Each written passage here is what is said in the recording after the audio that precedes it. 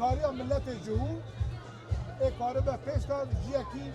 پر برومت دروجلات نابین دبستید. دروجه کی وسادا به تایبت چه مساج تجبر روجاوای کردستان هيا بخاطر روجاوای کردستان نهاد تنگیه کی ده ام ندیت یعنی چاوا دولت مزن دبج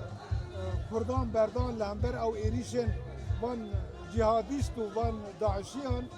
لیدی ساجی هنک دستکفتی هنا از هیوید کم و از باورم دروجم بیده ام هرم تی گوهارتن بلکه کرد روجاوا کاربن باب ستاتوی خواهیم بهتر فراتر بکن و مسوگرتر بکن. انا لرجالات کردستان شورش کی مزن دست پیکریه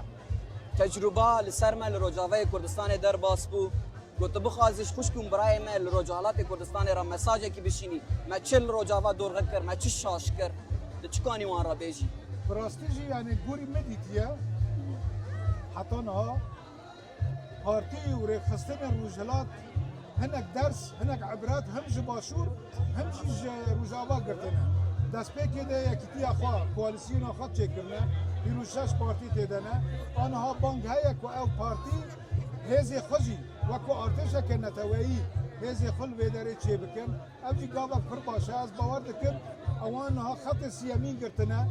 تام لعالی امریکا و اسرائیل رانا وستینه لعالی رژیم جین رانا وستینه او لبندا در فتنه کو تکبن دوره و اوه خواه يعني ارمانجي خالد هنديري رجالات كردستان دا تجيبين ارجو تشتكي بيروزه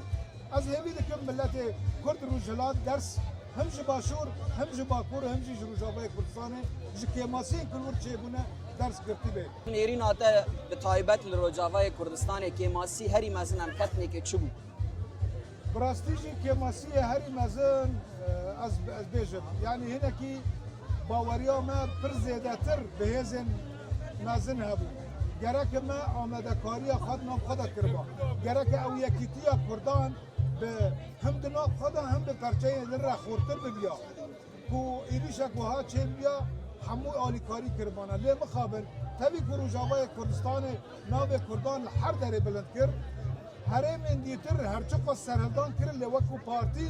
نکاربون زیده آلی کاری هم جالی لشگری ده هم جالی دنده بکرانا نکاریم بکرانا لی ملت کرد قصور نکر